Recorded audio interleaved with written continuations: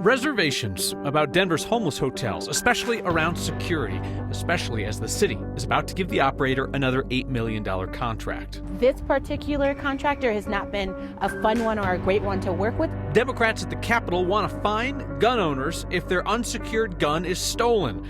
Brings up an awkward incident from the Capitol parking lot.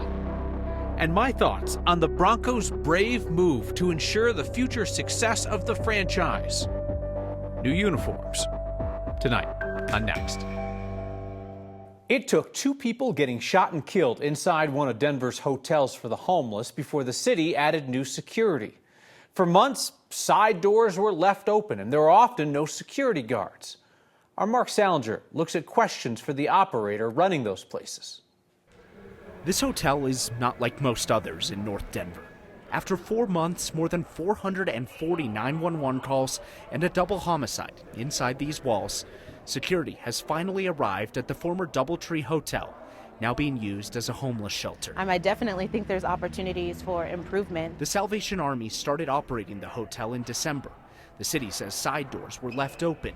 There were no security guards most of the time, only a handful of cameras, and police would respond to calls constantly here. Then 2 people were shot and killed in mid-March. Security became just one of the problems Denver City Councilwoman Chantel Lewis found. The Salvation Army has just not been a good partner, and so I'm excited about the mayor and his administration really leading. Lewis says for weeks she's been asking the Salvation Army to survey guests about what resources and services they need. She says it's never happened, making it hard to know how best to help people get permanent housing and jobs in the district she represents. The Salvation Army has not been responsive and have not been good partners to not only get that survey in, but to also get volunteers in. The city of Denver last year signed a $10 million contract with the Salvation Army to run this shelter. Security was part of the deal. 4 months in, the city is now taking over the lead for securing the shelter. I think if you'd come a couple of weeks ago, it would have been a lot more free-flowing in terms of just who we knew was coming in and out of the building. Cole Chandler is a senior advisor to the mayor, now in charge of fixing the security situation here. Last week, he told us pretty much anyone could have walked in if they wanted to before he got here. You'd have the staff that was up here engaging with guests, but we didn't necessarily know everyone that was in the rooms and in the hallways behind us, and so we've completely changed that. The Salvation Army has contracts totaling more than $20 million to operate shelters through the mayor's new homelessness initiative. Councilmember Lewis wants to take a close look at all future contracts. I have found, at least in my experience, that this particular contractor has not been a fun one or a great one to work with. Later this week, Denver City Council will vote on whether to approve a new $8 million contract with the Salvation Army to provide more services at a family shelter in Denver. The Salvation Army has declined all interview requests recently, but did say in a statement today that they are working to improve security measures and are working directly with the city to do so.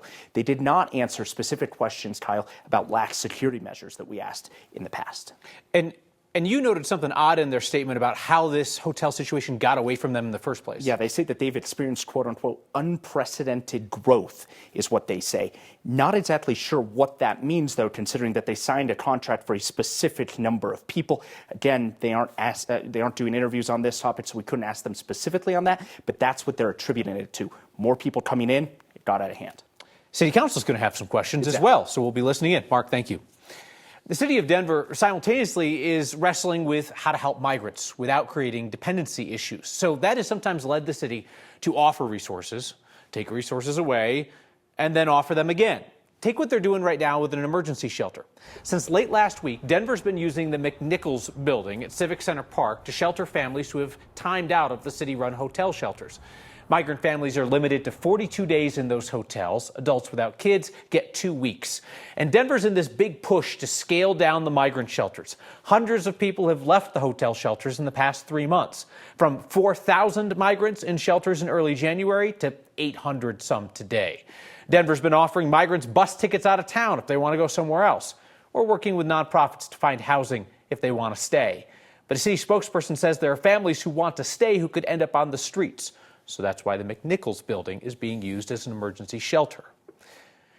Colorado schools can keep searching students for weapons without having a warrant. That decision today from the state Supreme Court comes amid an issue that's been in focus since last year.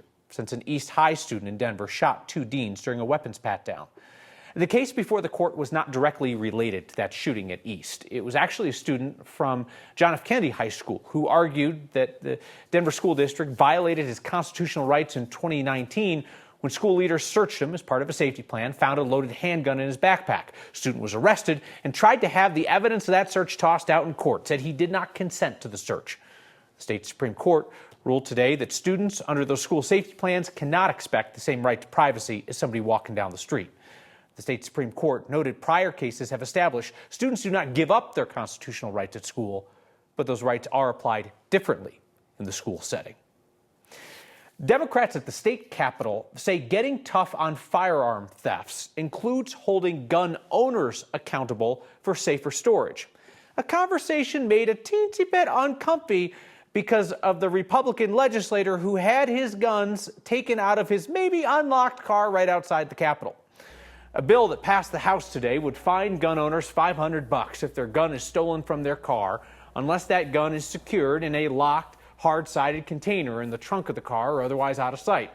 The bill makes exceptions for some farmers and ranchers, as well as law enforcement or military personnel.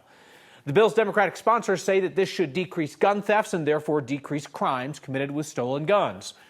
Republicans say it just punishes gun owners more than the gun thieves, especially because there was a Republican bill to increase gun theft penalties, which failed earlier this year.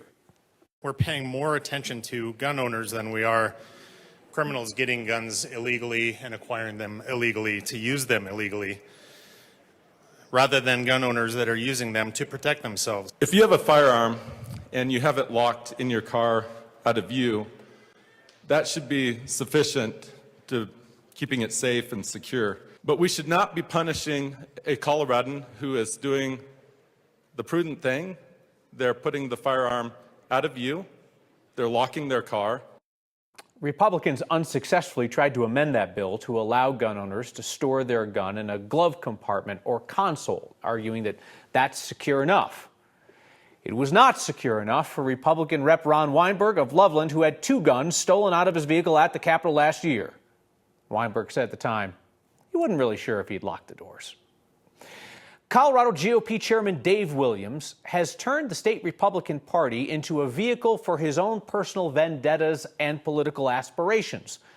And we just saw more proof that Republican Party insiders love it. Williams overwhelmingly won the top ballot line in his race for Congress at a party assembly over the weekend at Colorado Springs. Williams needed 30% to make the ballot. He got 70% of the vote, according to our partners at Colorado Politics. Williams has used state party resources to promote his campaign and to attack his chief rival for the Republican nomination. That would be political activist and podcast host Jeff Crank, who qualified for the ballot as well by gathering petition signatures. They're vying for that seat in the Springs held by Republican Congressman Doug Lamborn, who's retiring. Crank lost to Lamborn when the seat was last open. Williams lost a primary to Lamborn in 2022. One more candidate could make that ballot. State Senator Bob Gardner is trying to petition onto the ballot. The Secretary of State's office still has a month to go through his signatures. And hey, while we are talking GOP primary ballots, there was some good news over the weekend for Republican Representative Lauren Boebert. She, of course, is switching districts in an attempt to win a seat in Colorado's 5th congressional district, Eastern Plains, Doug Coe. That's because Ken Buck's bailing from Congress. Boebert has claimed that Buck is trying to stack the deck against her by leaving early to force a special election on the same day as the Republican primary. Boebert's not running in that special election, just the primary. So she has to convince voters to support her in that race on the same day that they are voting for another Republican in the special election. Over the weekend, the Secretary of State's office announced that the GOP primary and the special election will be on the same ballot, with the primary listed first and the special election listed last. That ballot arrangement is the best-case scenario for Boebert. Hey, my thanks to you for what you did for the Colorado Hosting Asylum Network through your latest Word of Thanks microgiving campaign. That small nonprofit connects families waiting on asylum claims with housing and other support. They only work with the strongest asylum claims out there. They have never, in fact, lost a single one. You raised almost $15,000 so that they can bring new families into their program. The giving from our monthly Word of Thanks givers is likely to double that total to about $30,000. If you know of a nonprofit anywhere in Colorado that could use our help, email me next at 9news.com.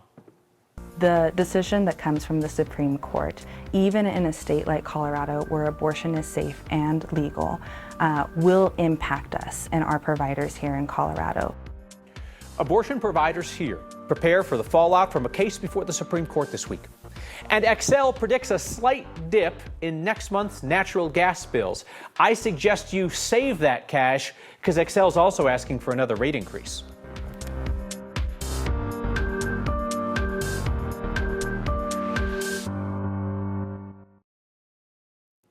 This week, the Supreme Court will consider whether to restrict a drug that's used in more than half of the abortions done in the U.S. every year. National restrictions could impact thousands of abortion procedures each year, even in states like Colorado that have permissive state abortion laws. Tomorrow, the court will consider whether to limit access to mifepristone. That drug is commonly used alongside another medication for what are known as medication abortions. And that drug has been challenged by conservative groups since the repeal of Roe v. Wade. The justices already rejected a challenge to the pill's FDA approval. That could have banned it altogether. Instead, the court will consider restrictions like prohibiting mail access, requiring in-person visits for a prescription, and limiting access after 7 weeks of pregnancy. Abortion providers in Colorado say those restrictions could disrupt care for patients in Colorado and make it harder to treat the patients that are coming in across state lines to access legal abortion. About 70% of patients receiving care at Planned Parenthood of the Rocky Mountains are doing so with medication abortion. And this attack is going to disrupt, right, the standard of care at our health centers. Court's likely to issue a ruling by late June. In the meantime, CVS and Walgreens say that they're going to start carrying mifepristone in the states where abortion is legal, though we checked and Colorado is not part of their initial rollout. Xcel customers could see a slight drop in their natural gas bills over the next few months. Don't worry, Xcel still asking for a rate increase later this year. This week, state regulators will decide whether to tweak Xcel's rates for the next 3 months.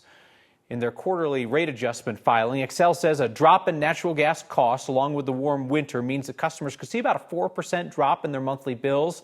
Figure about $1 a month for a residential customer, a bit less than $10 for a commercial customer. Natural gas customers could be in for a bigger price hike later this year. Xcel is asking state regulators to approve a $171 million rate increase to cover infrastructure costs. They want that to kick in February of next year. Meteorologist Kathy Sabin is in as the storm's in our rear view. Almost. It's starting to move out. We're still seeing some areas of snow and wind over extreme eastern Colorado and over the southern mountains, but all the advisories for snow and travel have in fact canceled out.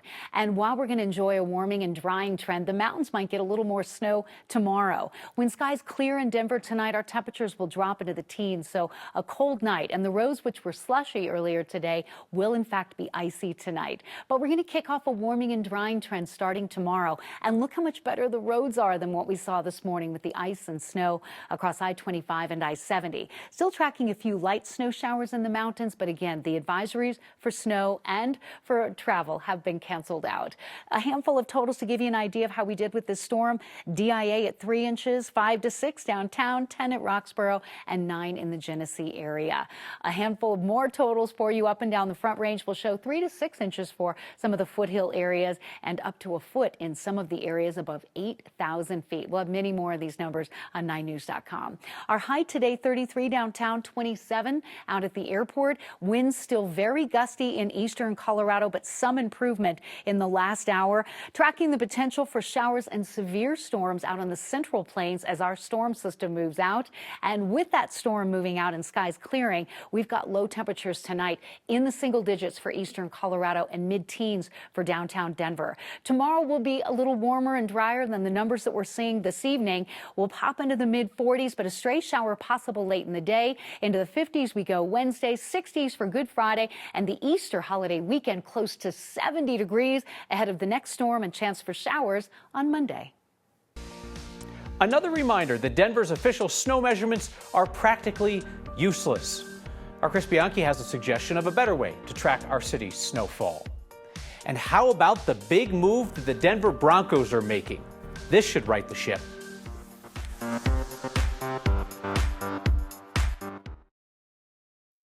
Guys, I'm starting to think that taking Denver's official snow measurements a 30-minute drive from the center of town is dumb, right?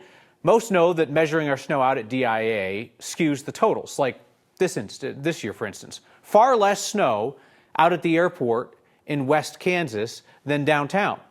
Meteorologist Chris Bianchi explains why the airport has been relatively dry this year, and Chris also suggests a better, furrier way to measure.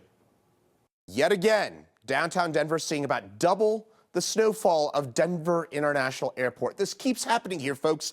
And so far this season, our official climate site at Denver International Airport has picked up about 38.3 inches worth of snowfall, a little bit below our season-to-date average. But if you factor in what we've seen in downtown Denver, and I'm basing this as not an exact number, I'm basing this off of my observations here at 9 News, and also I live in central Denver. So I'm basing that here. We picked up about 50 inches of seasonal snowfall at the airport, 38.3 inches. So why does this keep happening? Well, the airport is about 25 miles north and east of downtown Denver. I don't have to tell you that can make all the difference with our snowstorms. Reason why we keep getting these upslope sort of driven events. That means the foothills and the Palmer Divide keep getting way more snow than areas north and east of Denver. And the airport, because we're north and east of the city rather than south and west, we keep missing out on the snow at the airport. Again, 25 miles makes all the difference. So I'm going to enlist my beautiful, wonderful dog, my Corgi Penny, to help us solve this problem about why we can't